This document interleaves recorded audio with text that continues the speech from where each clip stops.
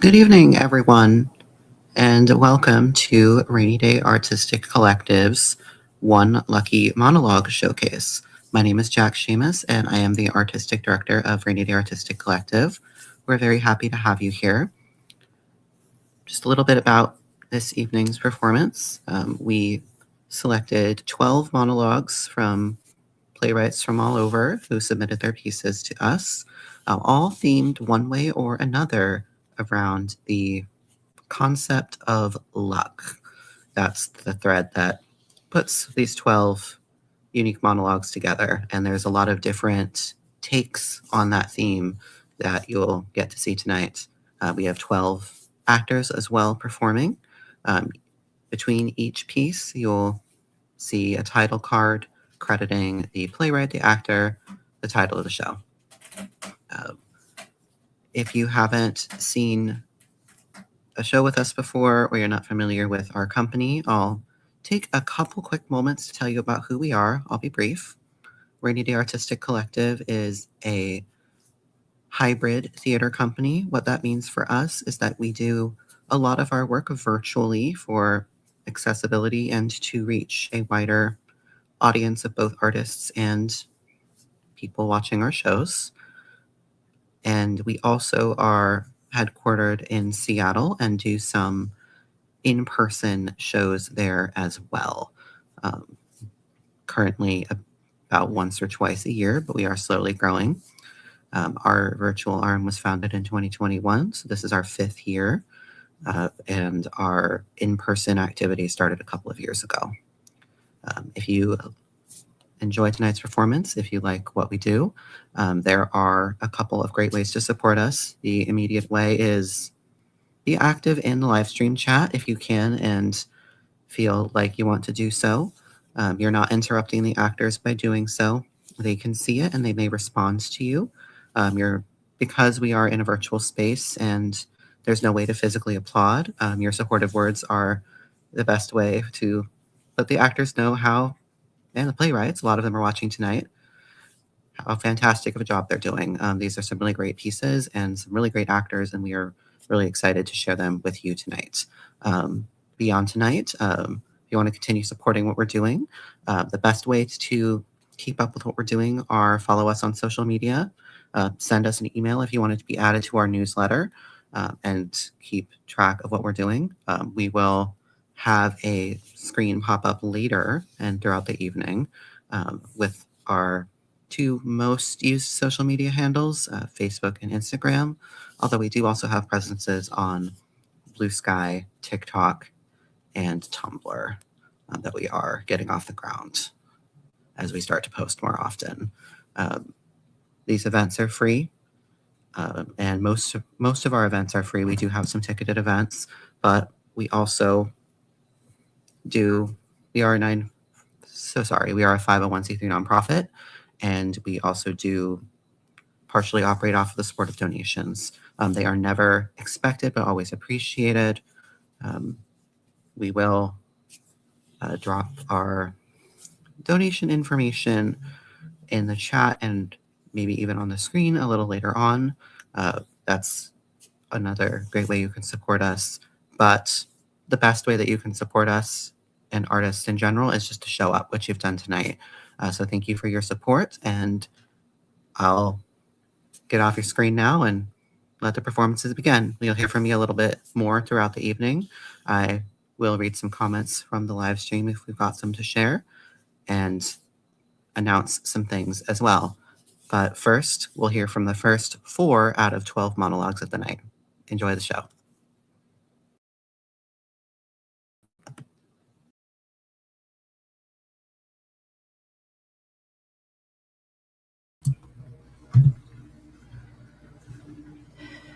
Sometimes the universe drops exactly what you need into your lap. My skill set is kind of a joke. I'm lousy at data entry, I hate talking on the phone, and the thought of working retail was unappealing. Sure, I've had lots of jobs, but none of them were a good fit.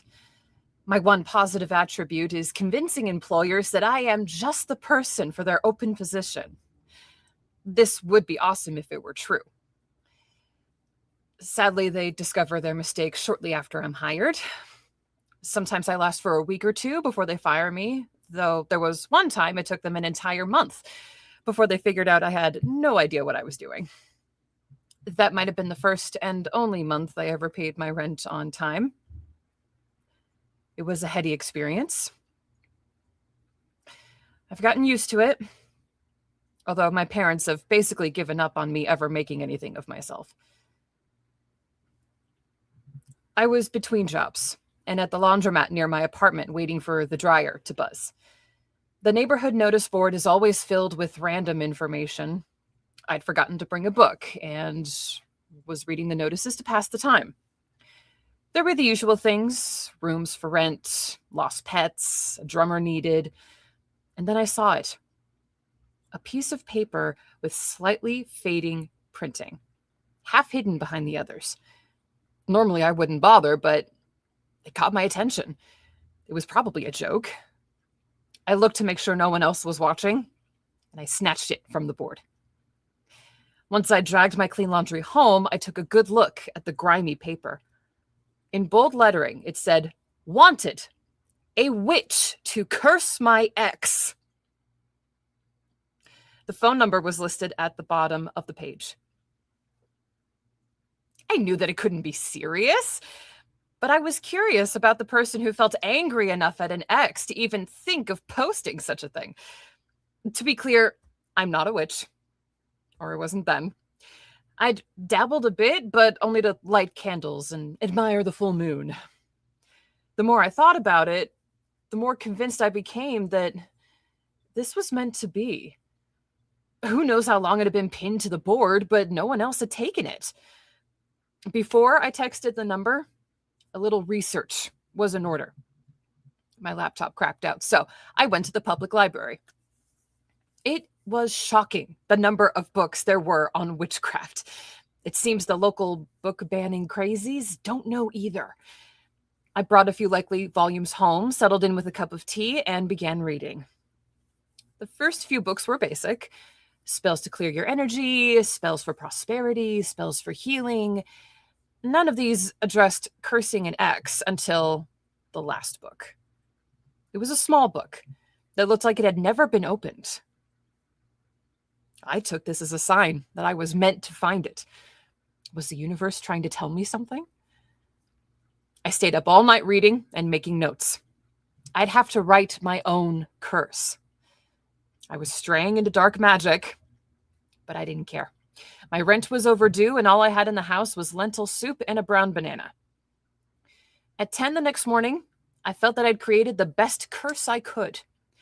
After some coffee and a quick shower, I texted the number on the notice. A woman answered, and before I could lose my nerve, I told her that I'd read her notice and could help her. The silence went on so long I thought we had disconnected. And then she spoke. "I think you're the one," she said. I asked 3 questions: the ex's name, birth month and day, and how soon she wanted it done. The woman asked me my fee. My fee? Damn. Fingers crossed. I blurted out, $200, payable beforehand. She agreed and said she'd text me the information and pay me through PayPal. I agreed, and we hung up. In for a penny, in for a pound, I thought. My phone buzzed a few minutes later. Her text told me everything I needed to know. A ping told me she had sent the money. Now I was in way too deep to back out. That night, I stated my intentions, recited the ex's birth date and name, read the curse, and went to bed. The next morning, she texted me to say it had worked. She referred her friends. And just like that, I was in business. Now I have more work than I can handle, and I'll never have to work for anybody else. Just lucky, I guess. Back to business. Who's the ex you want me to curse? The end.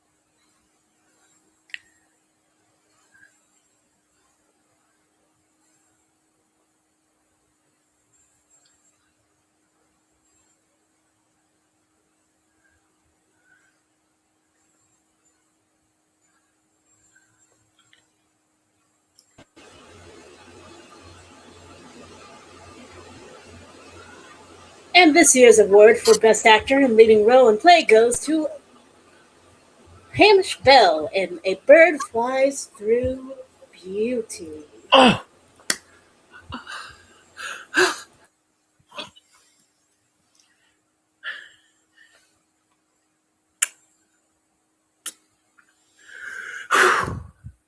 I'm.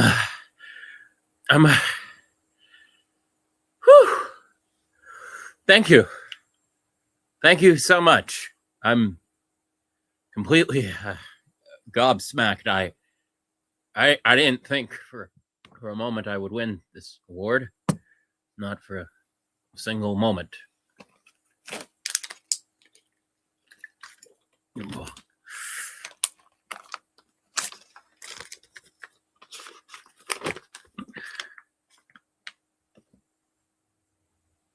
Who knows why we dream what we dream? I began my journey with the RSC. Mm-hmm. The Riverdale Stage Community Players in the wilds of the Northwest Bronx. My first role, I played Kurt in The Sound of Music. I am 11. Almost. I was brilliant. Almost.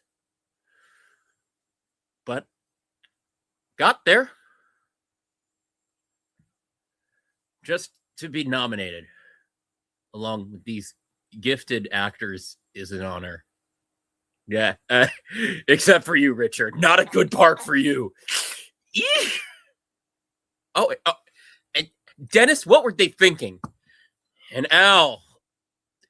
Oh my God, Al.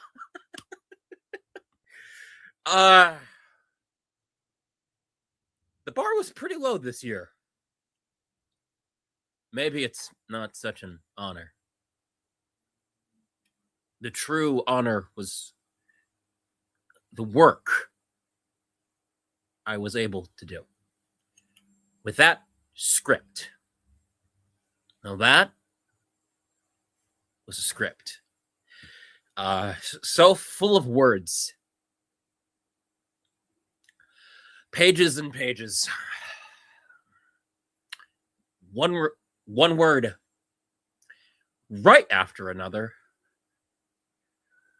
I rarely get to see a script of that quality. How lucky for us all.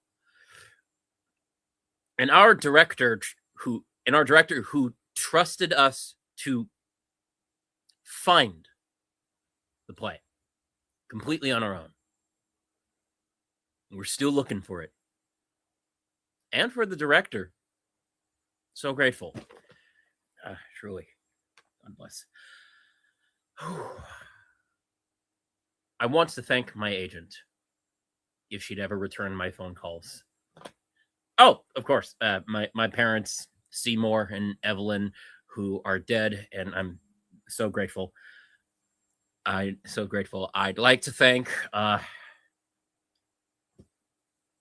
who's that? Who else? Oh, the other people on the stage with me, the two or three of them. The what's it, the cast members. Couldn't do this alone. I could, but then it wouldn't really make any sense. Do I know you? Oh! My time is running out. Okay. I'm sorry if there's anyone I'm forgetting. Next time, do something for me I would remember. And never give up on your dream. Okay? No matter how untalented and unappealing the wannabes and the gatekeepers tell you are, no matter how delusional, no matter how many 12 steps you have to climb or how many credit cards you have to shred, no matter how many ships come in and hit the dock and sink, No matter how many spouses you murder with your selfishness, or how many children you crush with your ego, or how many times you wreck your own life over and over and over. Just keep going. There will always be a paltry theater job you can con your way into to keep your dream alive. Even when you end up a broken down booze hound, shattered, tattered, living in a stairwell, eating cat food, and your life has meant nothing. Believe. Believe! Believe, brother. Never give up. You always have your dream. Will. Nobody can take that away from you. And that's all that matters. And by some insane miracle, you might even win an award. And then all those generous, loving, two-faced, phony, envy-ridden, backstabbing, no people like show people. Well, they can all go fuck themselves.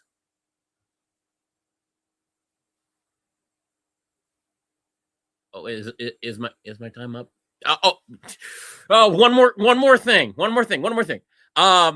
I'd like to thank Mary and Joseph and our Holy Father and Jesus. Well, Jesus. Thanks, ma'am. My escort tonight, second row in the tux. Play me off. Play me off.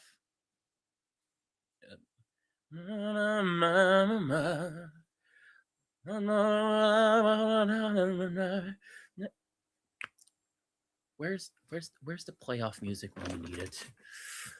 Sweet.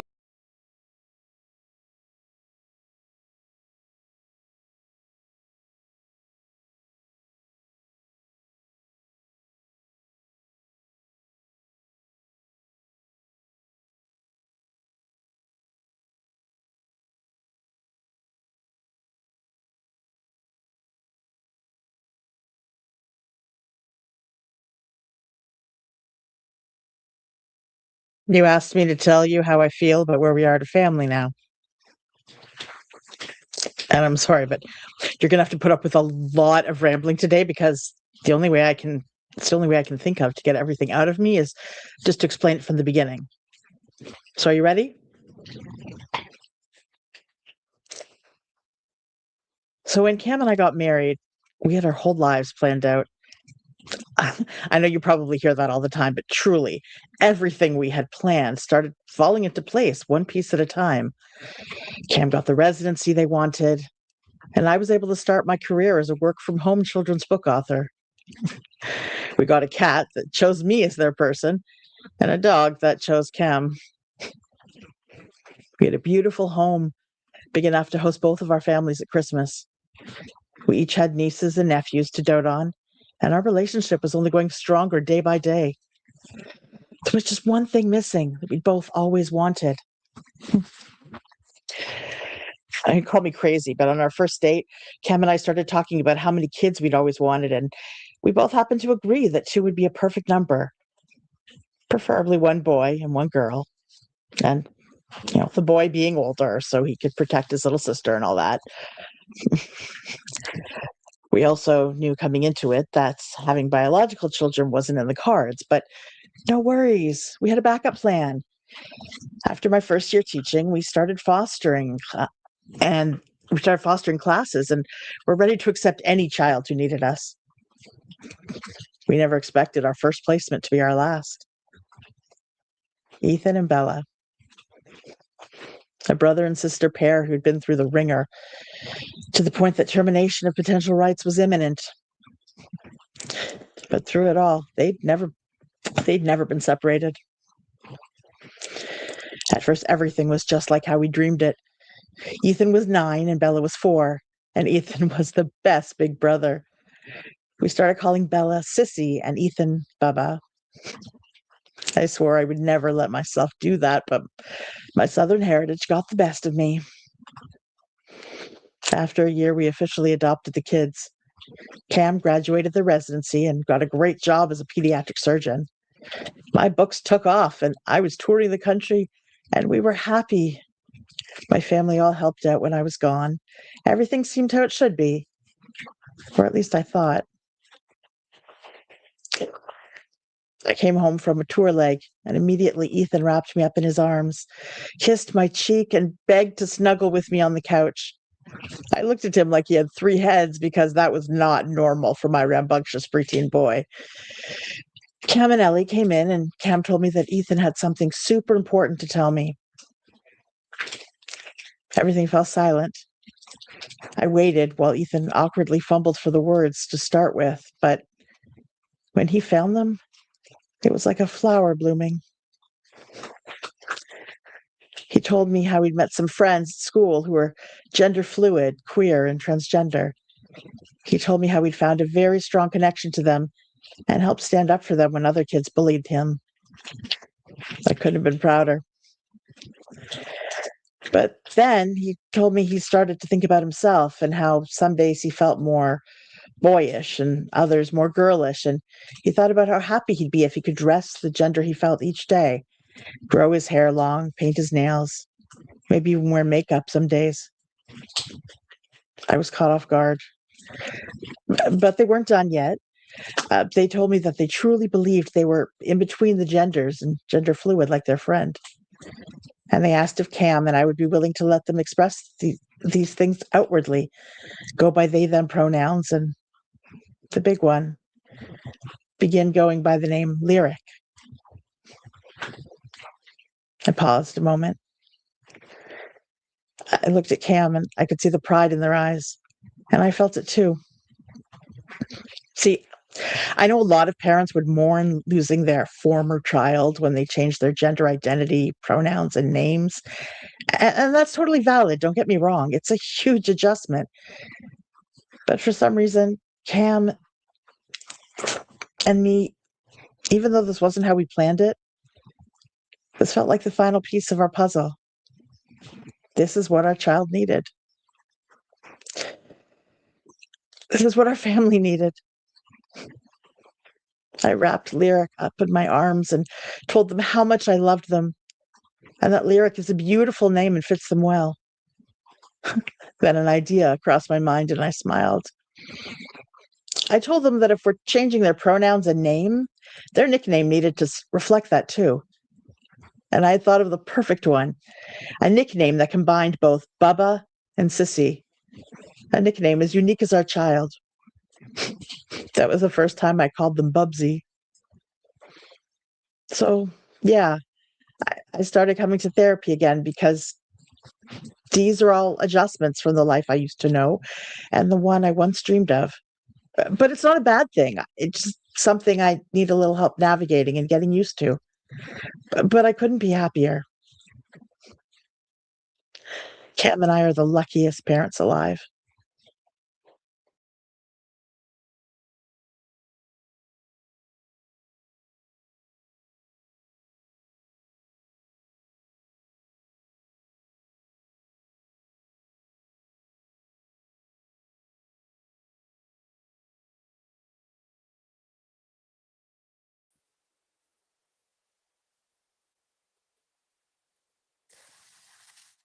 I'd always been unlucky in love until one day I wasn't. When Henry came into my life, I felt like the luckiest girl in the world. I didn't realize until it was too late that luck was never part of the equation. We hadn't realized we were being stalked, even though we'd been told all along. It was hidden in codes and cookies and cryptic clauses. maybe we're all stupid. Who'd have thought that every single transaction was recorded, all messages undeletable, that each absent-minded Google search had been carved in stone for eternity? How long would it take to drive to Mars? Best seat to survive in a plane crash? Weather in New York this weekend? Small, hard lump in vagina. Do I have cancer? Morning after pill near me. How do I know if my cat hates me? Pornhub. Henry glances over, his forehead creased with concern. I quickly look away. He doesn't push the matter. He never does. Sometimes I want to break the stillness, shatter my glass against the floor, but it wouldn't make a difference. Whatever I did, I wouldn't get a reaction out of him. Not the kind I want, anyway. I can't fault Henry, not one single part. Only have myself to blame. I'm safe with him. I could cry. I could scream. I could break every goddamn glass in this house, but still, I know he'd never hurt me. He can't. It's in his genes. Hardwiring. Genetics. Sometimes I forget he isn't human. He's just wires, circuits, and lines of code stitched into a man. Every move he makes is pre-written. And yet, I long for the moments that feel unscripted. It all happened so quickly. Artificial intelligence exploded into the world, indulging us with all the things we thought we needed, from ChatGPT to automated parking attendants to colleagues. Others. We used to long for luck. Now it just feels inefficient. We choose convenience over chance, reliability over hope, AI over love. I vaguely remember the opposition. Early owners were ostracized like plague bearers. Like all disease, it eventually spreads, infecting the population with cold reality. Traditional relationships are hard work. It's just much easier with androids. Maybe we didn't lose love. Maybe we just outsourced it. Once upon a time, humans nested in caves, their faces lit by firelight as they sharpened their spears and scavenged to survive. A few thousand years later, and they hunted their prey on tinder. Muscles poised, lips pursed, breast elevated for the camera. Artificial amalgamations until reality strips away the filters. And to think people have the audacity to say androids aren't real. I tell them evolution has brought us here. Henry agrees. Perhaps our descendants will look back on us with respect, staggered by the scale of our accomplishments. Or maybe we'll be remembered with revulsion. A generation that sold off humanity to the highest bidder. I've got a theory on which one it'll be. Perhaps luck will be what they miss most. The one thing we decided we could live without. I wish we'd met by chance. Mutual friends, a blind date, a random encounter, some bullshit like that. But of course, it never works that way with AI. Nothing forms organically. He was made for me, programmed piece by piece, in one perfectly formed package, endured to my every need and desire, constructed against the blueprint of a life that I had built before him. I didn't expect him to look so human, or talk so softly, or demonstrate such convincing opinions on history and politics. The Bachelor. The campaigns have started again. Snarling protesters march through the streets, demanding robot independence. But the facts remain the same. Androids can't hurt humans. Androids are bound by their programming. Androids don't have free will. I tell him I love him and he reciprocates. I want to ask if he really means it. There's no point because I already know his answer. I burnt his manual. So many hours wasted, splattering it with Merlot and the occasional rogue tear as I scanned the pages, hopefully seeking reassurance. I used to ask if he was happy, and he'd say the same. I've never been happier. Music to my ears, the melody comforting and familiar, because I composed it myself. Stop sing. We're not going to talk about last night. He doesn't mention it, and unless I bring it up, he never will. The protest dominated the news. Androids are not human property, the crowd chanted in unison, their voices echoing through the kitchen as Henry cooked.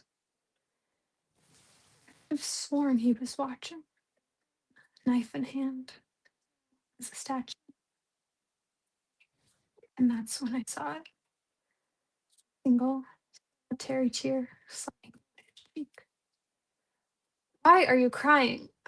My tone firmer than I'd intended. I'm not, he smiled, the sparkle reaching his eyes. It's the onions. Don't worry. It's the onions. I'm not gonna watch him cook anymore.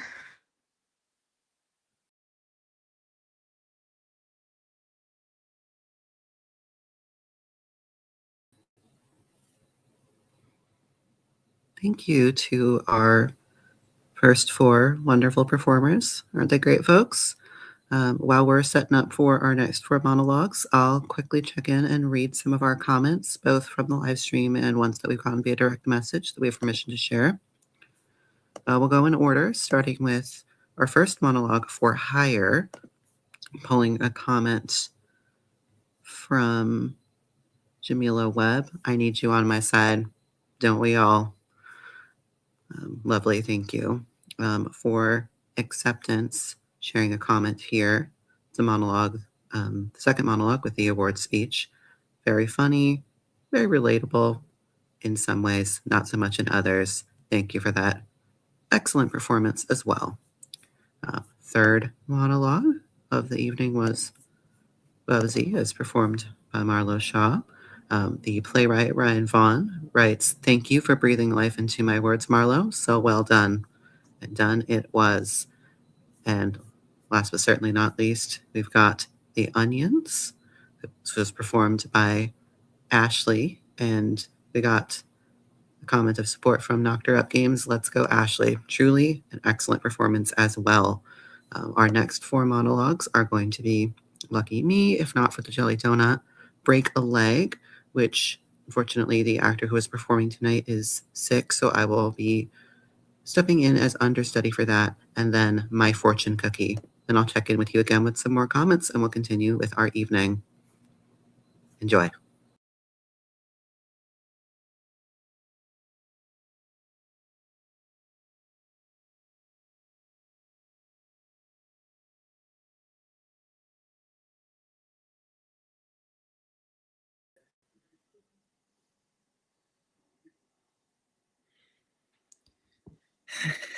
Hi. Hello. Don't move. Seriously, freeze. You shift your weight like that, and suddenly I'm down several toes and you're winning the lottery. Oh, relax. I'm kidding. Mostly. You know how humans say, oh, you're so lucky. Yeah? Well, I'd like to point out that my entire species is being slowly disassembled for keychains. I'm not a symbol of luck, I'm a walking hardware store. Do you know what it's like to live your whole life being hunted? Not for food, not for fur, but for your extremities? Predators at least have the decency to eat you. Humans just go, hey, can I have your foot? No context, no dinner, just give me the toe, hippity hoppity. And it's always that same tone, too, real cheerful. Oh, you won't need that. Yeah, I will, Bob. I hop. And I'm not referring to the pancake place. Have you ever tried hopping on 3 legs? You look like a broken shopping cart. Every morning I wake up and do a head count. 1, 2, 3, 4. Still alive, but no, still not lucky. You think it's easy hiding when you're a rabbit? I'm basically a fuzzy throw pillow with anxiety. I hide behind trees, behind bushes, behind other rabbits. I once hid behind a chihuahua because, statistically speaking, it was less valuable than me. Do you know what my Zillow listing is? Prime real estate. 4 high value appendages, motivated sellers. You think this is funny? I can't go anywhere. I tried going to Vegas once. Bad idea. Very bad idea. I walk in and every slot machine just starts vibrating. People were circling me like I was a furry jackpot. Don't spook him. He's worth triple if he's relaxed. Do you know what the worst part is? The pressure. Everyone expects me to be lucky. Oh, a rabbit. Quick, make a wish. Buddy, I can barely make rent. You think I'm sitting on a pile of gold? Go find yourself a leprechaun instead. You can just kiss his Blarney stone. No blood, no mess.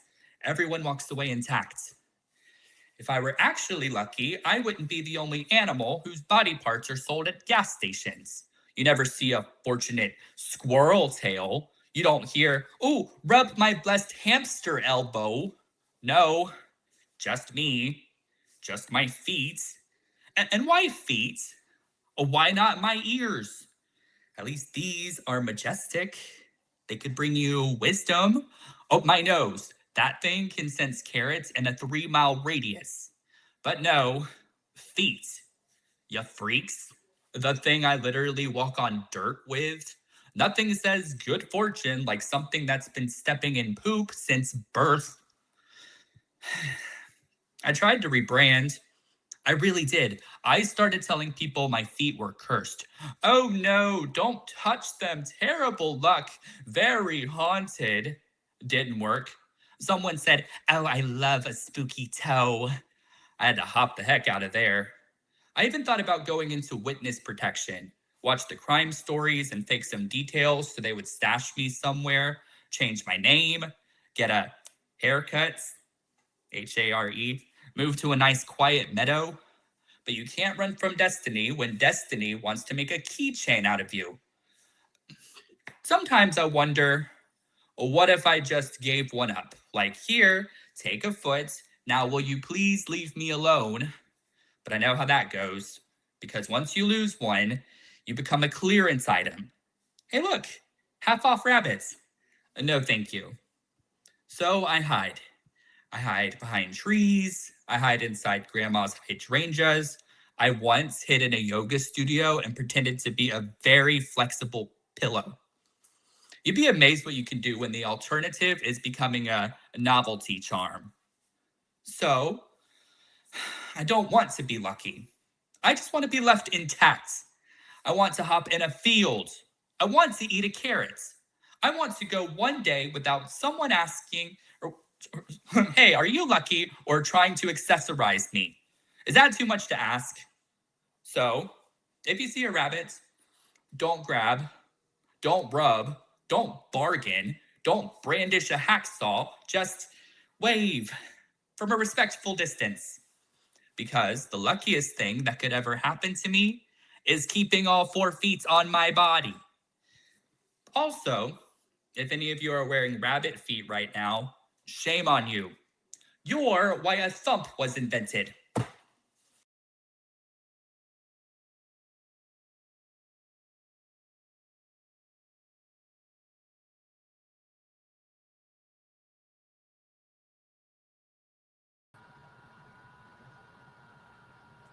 If not for the jelly donut that I got this morning for work, my day would have been very different.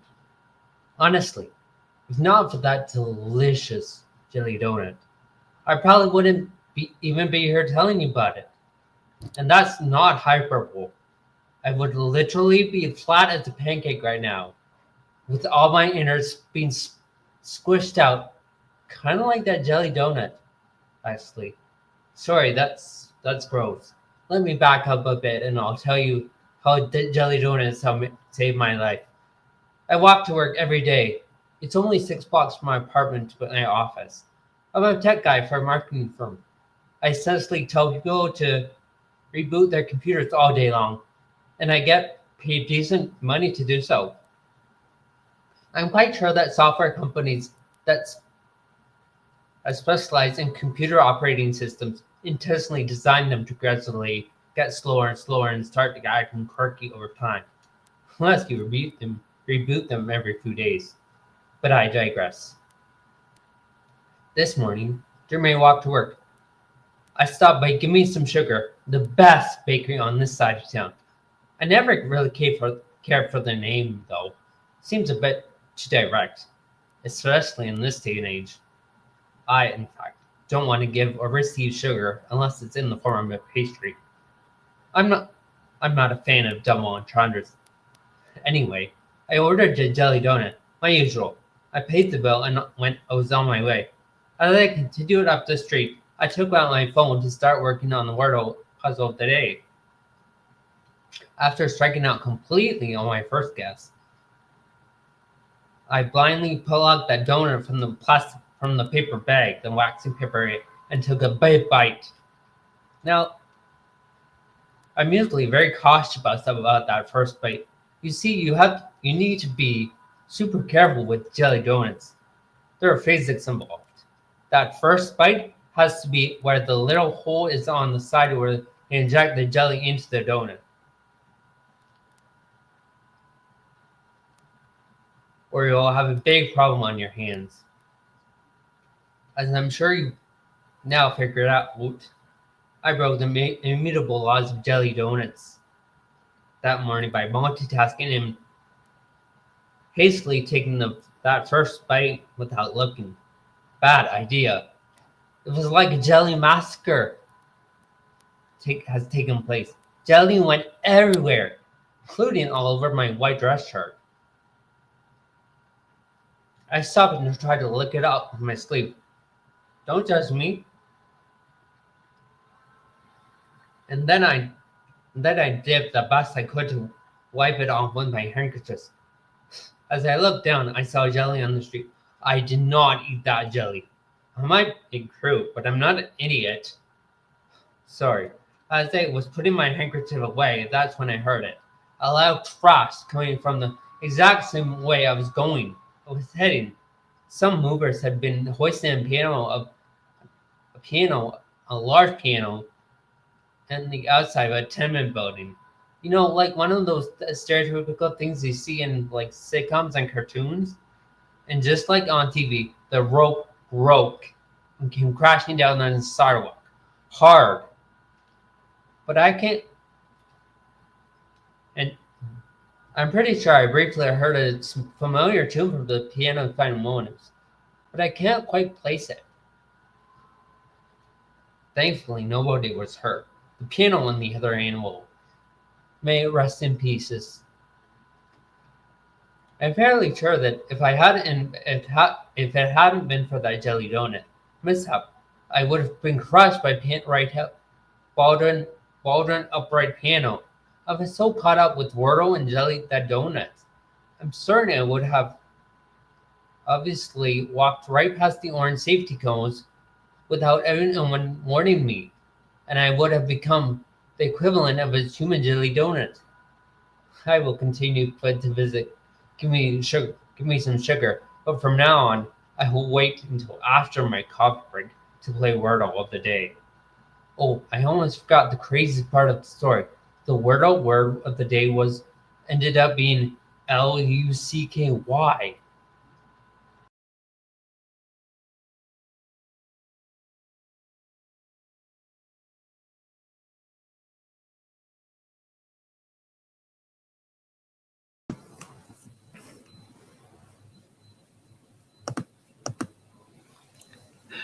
Tibial plateau fracture. Sounds nice, doesn't it? The name? It sounds like something that when you're told what happened to you in the emergency room that you go, oh nice, a fracture. Doesn't that sound easy to come back from? I fractured my left foot 2 summers ago, and that took about a month to fully heal. This was my left leg. The nurse in the emergency room came running into my room after he saw the x-ray and told me my leg was shattered and I needed to stay still so they could bind it up. Shattered didn't sound good. Neither was the fact that they sent me home instead of the trauma center. And it was 4 days of laying on the couch in pain until my husband was able to convince our local fire department to take me to the trauma center in Seattle, one long ferry ride away.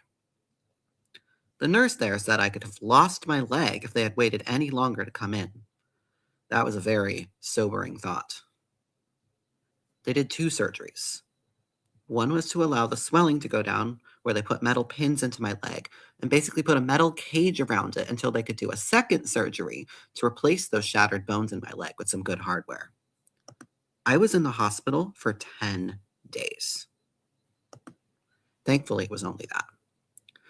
I had to prove that I could stand up and dress myself and go to the bathroom before they would let me go. That 9th day, I nearly passed out in the hall while trying to walk. Okay, I did pass out, and so that pushed me to the 10th day where I could successfully walk enough with the walker. I wasn't allowed to put weight on the leg at all. They said it could be up to 4 months. Mine turned out to be 3 months. I wish they had given me a little tutorial about how to use the walker. Crutches I had used for the fracture, but never a walker.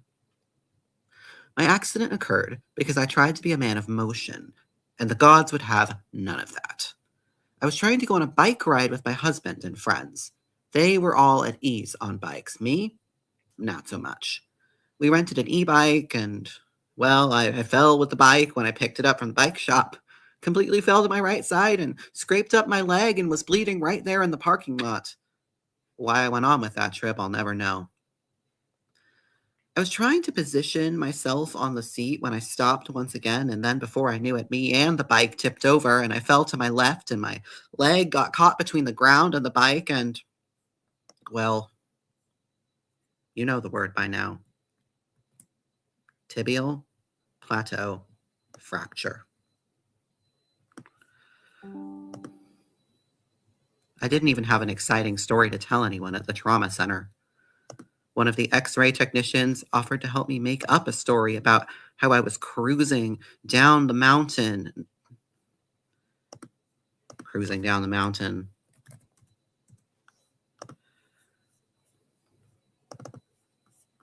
was cruising down the mountain. At breakneck speed. And then just went off the road and into a bunch of trees, and wouldn't that be a great one to tell the masses? Except everyone who knows me knows I'm not that daring. Ever. My bowling league is even called the Gentleman Bowler. They offered me the chance of a therapist in the hospital, and I wish so badly I'd taken them up on it. I really wasn't prepared for the ordeal, as it turned out. I had never experienced trauma like this. That's something to be thankful about, but then all of a sudden, I was dealing with not only my leg trying to heal, but then my hands started hurting from gripping the walker like I was fighting off death, and maybe I was. I knew that I didn't want to start all over again by messing up and accidentally putting weight on this leg. I should have switched between the crutches and the walker to vary the grip. But we have 3 dogs, and I never felt at ease using the crutches around them, so I gripped that walker. It became my security blanket. Walker death grip is a common thing. I looked it up. My terminology for it. I couldn't hold my phone, pet my dogs with either hand and couldn't write or type and create, something that I always used to process the world around me, and just when I was turning a corner with the leg, when I could finally start putting weight on it on Halloween, which being my favorite holiday, I took on a good sign. Except I couldn't type, I couldn't write, nor did I feel like creating. It's something to think about the thing you've done for nearly all your life when suddenly you can't do it or may not be able to do it ever again. Here I am, 8 months from when the accident happened, and after physical therapy with both my leg and hands, I feel I may be turning the corner. I had the accident 2 weeks before my 10-minute play was going to be part of the local theater festival where I lived. When I called to let the director know I had broken my leg, she laughed and then said, "Oh, really?" And I was like, "Yeah, literally." And I sort of laughed, and we laughed since break a leg was the phrase used to say good luck at a theater before the show went on, because apparently saying good luck will jinx the performance. She sent me a recording of the play later. It didn't seem like the performance had been jinxed in any way, unlike my own creative drive and energy, which had been fractured along with my leg, and from which it's taken me a lot longer to recover that part of me than I ever thought possible.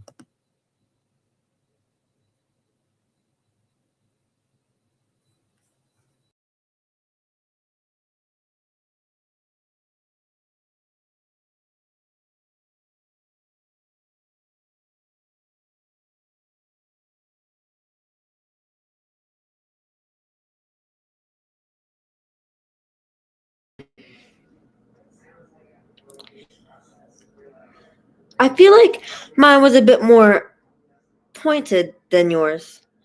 Yours felt like a newspaper horoscope that could apply to anyone. But mine was, oof. And your hand hovered over it as well. So it was almost yours. But it would have made absolutely no sense for you. I just. Did you put it there? No. Sorry, it's ridiculous.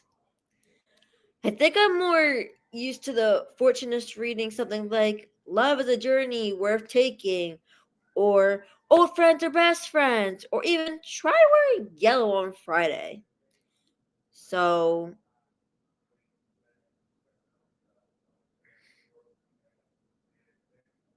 did you put it there? Did you?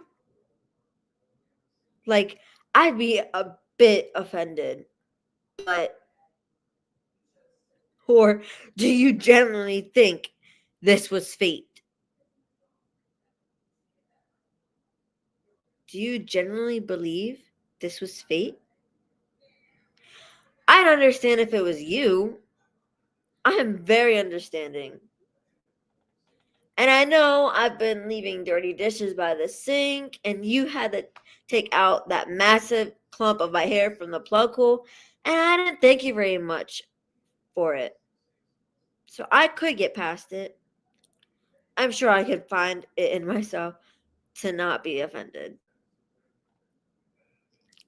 Like, who opens a fortune cookie and gets a fortune that says you should move out? And if that wasn't bad enough, a fortune that you turn over and says, and move back to Iowa. I don't want to move back to Iowa. And you don't want me to move. Do you? I hadn't even been considering it. In fact, I think it's rude. I think my fortune cookie was rude to me. And it was overcooked. Do you think this was a sign? Like some final destination sign? And only by following the instructions from this rude fortune cookie can I escape the horrific future that death has planned for me? I have always been considered by the tree outside my window. Yes, maybe me opening the fortune cookie was the best thing I could ever have done. Because it was fate. That meant I got the cookie. I am so lucky. So lucky. I'll be out by the end of the month.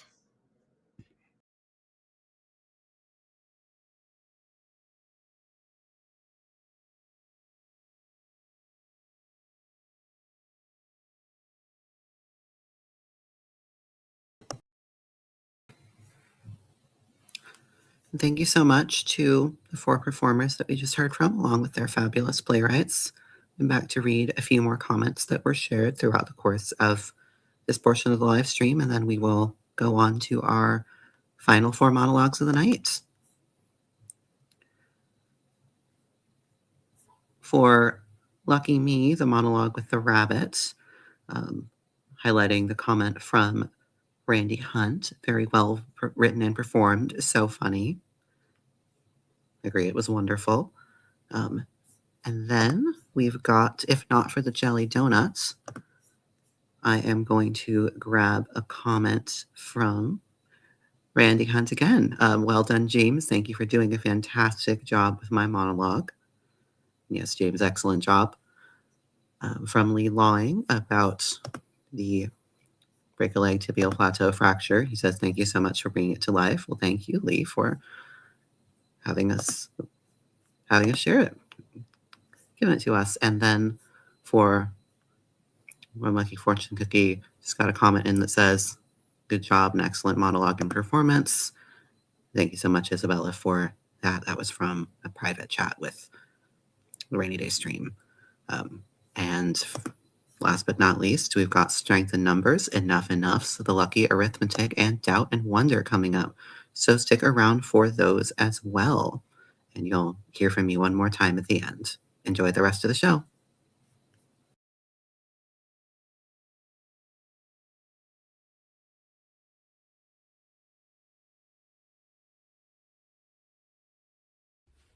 Ever since I was little, I've loved numbers and patterns, so it's no wonder that my favorite mathematical sequence is the Fibonacci sequence.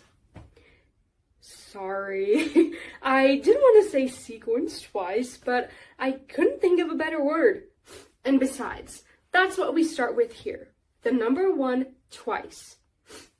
So, the dictionary defines the Fibonacci sequence as an infinite sequence of integers, of which the first 2 are 1 and 1, with each succeeding term being the sum of the previous 2 integers. Wordy, right? Well, all it means is that you add up the numbers to get the next number.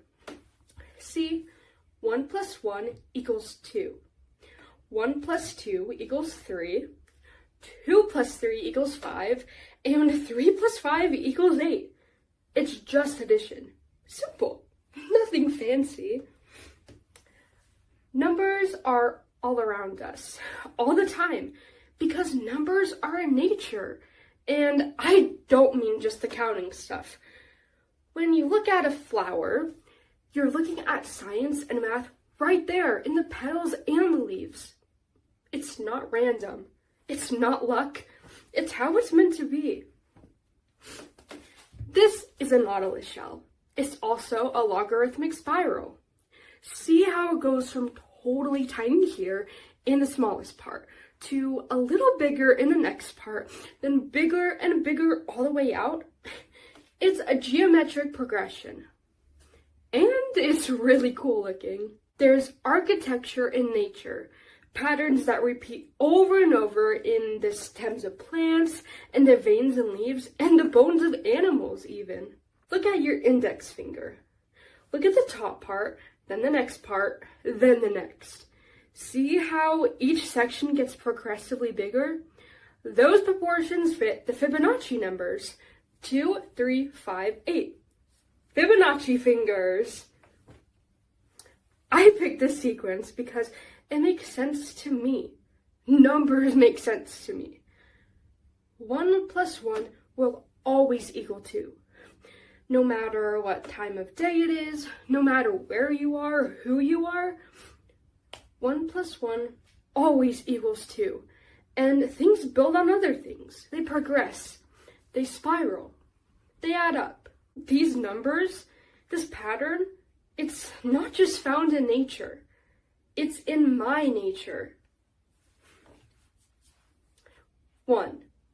That's my mom. 1. That's my dad. 2. They got married. The next year they had a daughter. That's me. 3. I was 5 years old when the twins were born. The accident happened when I was 8. They said I was lucky because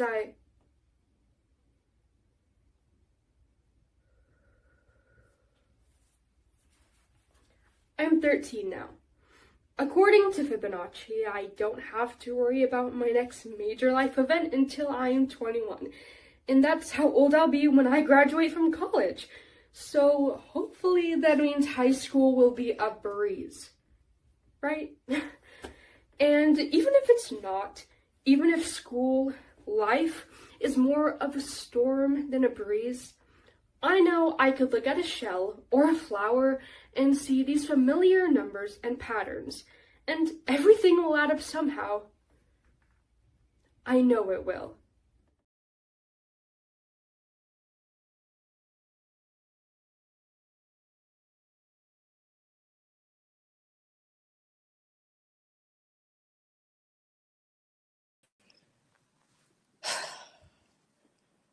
Well, this has been a shit show. And before you all say, here comes Mad Lorna, she's always so angry. I'll say thanks for coming to my 40th, but we stopped counting at 32 birthday party. So yeah, thank you, family and friends, for being here from London, LA, Harlem, Joburg, Toronto, San Quentin. Lil Darnell, are you on the phone? They got FaceTime in prison? Won't God do it? It feels like as I get older and cuter and wise, there goes Uncle Tony waving his arms around like his bladder's on fire. Something in the milk ain't clean with him. Am I right? What are you waving for?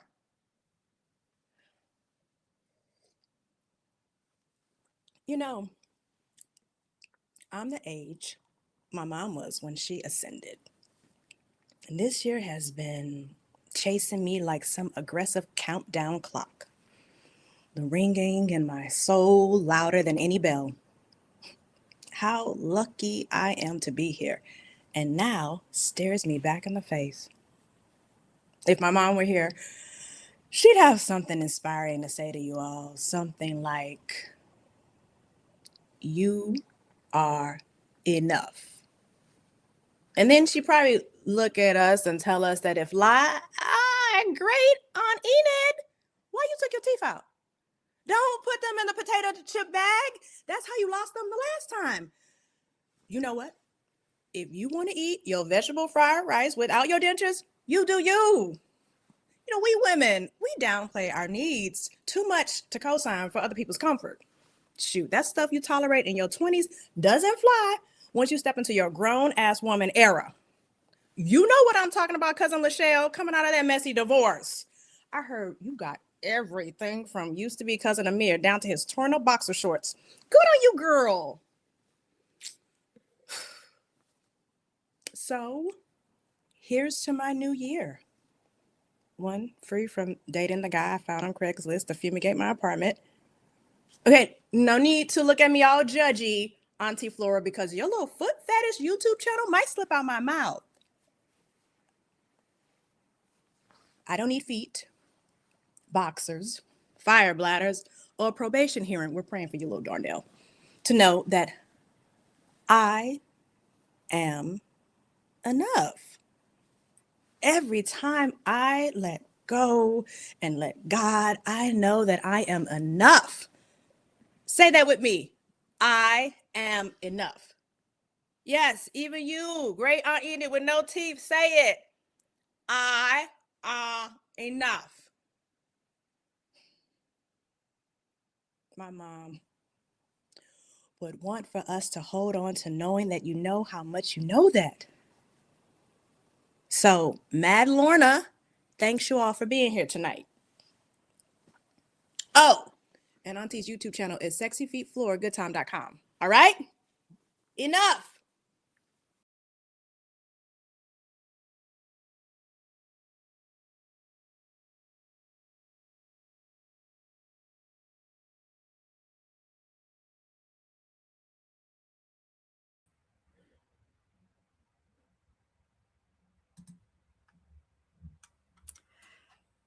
People say I'm lucky. They say it gently, like they're offering me a soft blanket. And sometimes I nod, because it's easier than explaining the kind of luck I actually have. My mother was beautiful. Not the kind of beauty you grow into, the kind you're born with, the kind that makes people turn their heads without knowing why.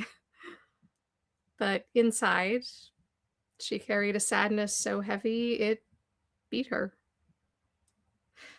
Her depression didn't let her make it past 30. She was a bright light with a short fuse. And I grew up knowing both things were true. And then there's me. I didn't get her beauty, not the outward kind anyway. I got the other things. The quiet ache, the anxiety that hums under the skin, the depression that sits beside me like an old friend who never quite leaves. I've been living with mine for over 3 decades now, longer than she ever got. Long enough to learn its seasons, its tricks, its shadows, its equations. And from my father, I inherited a different kind of legacy. Multiple sclerosis. He had it in the 80s, back when the medical approach was basically diagnose and adios. There were no treatments, no options, no hope. It took him 13 years. 13 years to unravel a life. But me, I was diagnosed in a different time, a different world. A world with monthly shots, symptom meds, specialists who actually know what they're doing. A world where MS doesn't automatically mean goodbye. People call that luck, and maybe it is. Most days, I move slowly. Some days, I barely move at all. I joke that I'm a loaded couch potato. Not just a potato, but one with all the toppings and half a pharmacy sprinkled on top. The humor helps. It always has. And then there's my memory. The way it slips. The way I can watch the same movie over and over and never remember the ending. Sometimes it scares me. Sometimes it feels like a strange gift. A reset button I never asked for. And the cowlick. The same stubborn swirl my father had right on the back of my head. Ugh. Some mornings it feels like the universe is just reaching down and giving me a tiny, familiar middle finger. A reminder that I come from somewhere. From someone. But here's the truth. The part I don't say out loud very often. Something real is happening to me. Something that slows me down, reshapes me, forces me to renegotiate what normal means. And I honor that. I honor this body, even when it falters. I honor the people I came from, even when their stories ended too soon. Because I'm still here. I'm still living the years my mother never got. I'm still walking the path my father didn't have a chance to finish. I'm still laughing, even when it's quiet, even when it's tired. So if you want to call me lucky, then yes, I'm lucky. Lucky to have treatments my father never saw. Lucky to have survived the shadows my mother couldn't. Lucky to wake up, even on the hard days. Lucky to still be here, carrying all of them with me. And that kind of luck, I don't take lightly.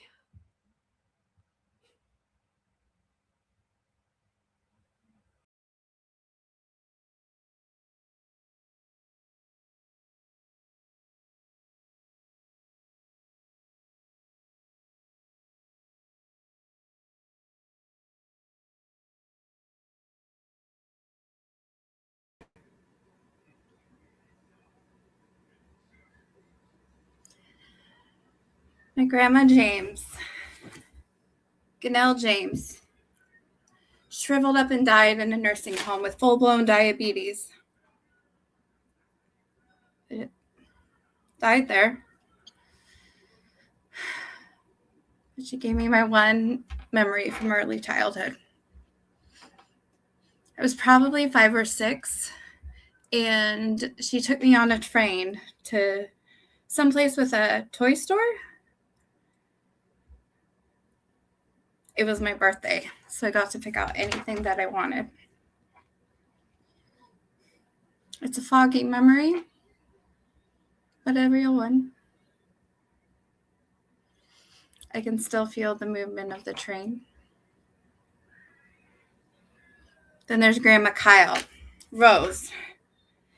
Got Alzheimer's and spent years trying to get out of lockdown. Died there also. I remember Christmas at our house in Detroit. My cousin and I both opened up matching army tanks, model tanks that moved with batteries. My grandma would be cooking in the kitchen and touching our heads as we crawled along following the tanks.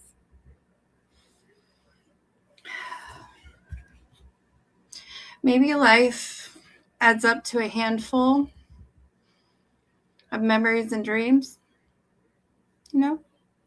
Over the years, the events and people and stories mix together into a kind of memory soup, and you can spoon out a piece of potato, part of that story, on Harson's Island when you were drinking all afternoon and hit a passing freighter with a golf ball.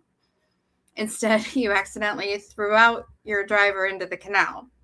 The club twirled in the air like a propeller in slow motion, another spoonful of some chicken and onions.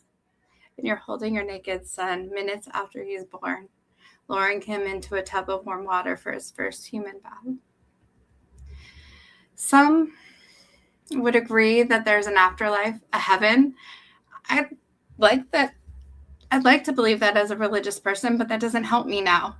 Heaven doesn't tell me why I'm here, what I'm supposed to do, or how I'm supposed to do it. Maybe it's the reward for a well-lived life, but still, I have to leap to get my head around it. Pundits love to tell us to live every day like it's our last day. Like, who does that? Really? You know, I'd like to meet that person. She probably doesn't have a savings account. Why would she? It's her final day. Probably has no job. If she's not going to see tomorrow, why would she spend her last day in some stupid office? You know? I know. That line of thinking doesn't work in real life. In real life, you have to feed the bird, cook some eggs, clean the dishes, get the oil changed in your car. There are duties, obligations, necessities. Go to work. Sometimes you get to choose to do what you actually want to do. You could read a book, knit some socks, make your own shotgun shells. I don't know. You might write a song or a poem or hit a bucket of balls. And if you're really lucky, you can play on the floor with your grandson. The trouble begins when you create a little time for yourself to think. Albert Camus said one of our weaknesses was the ability to doubt and wonder. A worm doesn't doubt his decision to burrow underground. He doesn't think, maybe I should have burrowed over there in there, you know? Maybe I shouldn't have left that compost bin years ago. No, we're not worms yet. We get to question everything. And since there are no right answers, we waver, we imagine, we worry. We don't know if we should go here or there, this or that, move to Washington or North Carolina, buy a new house or keep renting. The world is up in the air, and so are we. I'm not you and you're not me, thank God, but we're all in the same boat, drifting and dreaming and flowing in every direction, burning under the noon sun. But here's all I know. There are only so many days you can be alive in the world. You'll feel better about those days if you're kind to the people and animals and plants around you, and if you do anything to ease someone's pain. And 2, there's no way humanly possible to know what happens after we die, so don't worry about it. Don't even spend 3 seconds thinking about the afterlife or no afterlife. Be here in your body at 10:14 a.m. and be here at 10:15, 10:16, so on. Take in the trees dropping their leaves, the rain starting, the interesting faces of the people you meet, and the dog barking on the corner. The way I see it, life is the sum of your memories, actions, thoughts, and dreams from day one to the end. Start now. When you're alive, all things are possible, good and terrible. Shoot for the good, so when the end comes, it'll come with regrets, just not as many.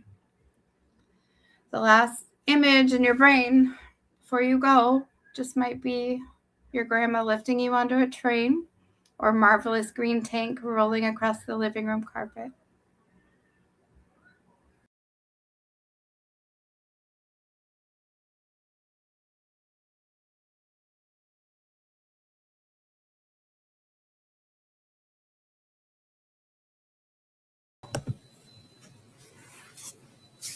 Thank you so much to our final 4 performances of the evening. What lovely pieces. I'm going to read a few more comments from our stream before closing us out for the night. We will start, of course, with Strength in Numbers. I'm loving the applause comments here and the comments from James Andrew Tott. Fibonacci fingers unite. Yes, I really loved seeing that too. The inclusion of the Fibonacci spiral and that great work there. For Enough Enoughs, we have some lovely comments. I'm loving the period I am enough, and yes, great performance by Jumila. Thank you so much. Then we have the Lucky Arithmetic as performed by Elizabeth Rose Morris. There's some great comments here.